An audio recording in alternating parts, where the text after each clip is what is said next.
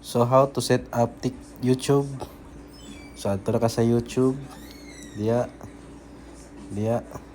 So pananglitan naka-create channel na mo iniginganlan og Gian Trades or Prince Trades, so na diya. Then kanang handle kay mo nang @Brian Trades sa ubos. Then inyong button edit channel. So ipananglitan na may channel, so edit channel. Then sa description kana but ingani ng description, pero bawal man ta mag-awat-awat, so inyo na ni siyang iparaphrase pangita mo line version ni paste. Kailangan na ang not financial advice, I trade with gains algo Bito Alpha o get my AI indicator. So after na set up lang description, siyempre na profile, kailangan na profile na professional ka lang taon. So adto ni ka sa YT Studio.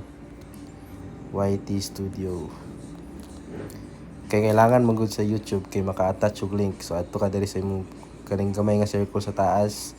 Then tuplokon nimo murag lapis sa kilid. Then kita ka ning links. Diya ka ni links. Mo na siya mag-edit. Kaya kailangan mo butang og links. So tuplokon nimo. Kung wala kay links diya na may mga button niya murag mag-add ka something. So tuplok ka, ang title dapat Gainzalgo, then ang link kay mo ni siya gainzalgo.com.products.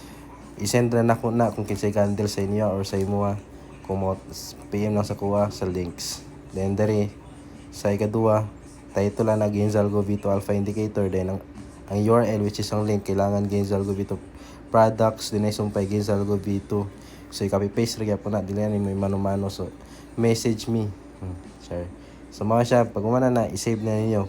For my case kay dili na ako i-save kay naka-save naman daan. So maura siya. Ta set up na din imong YT.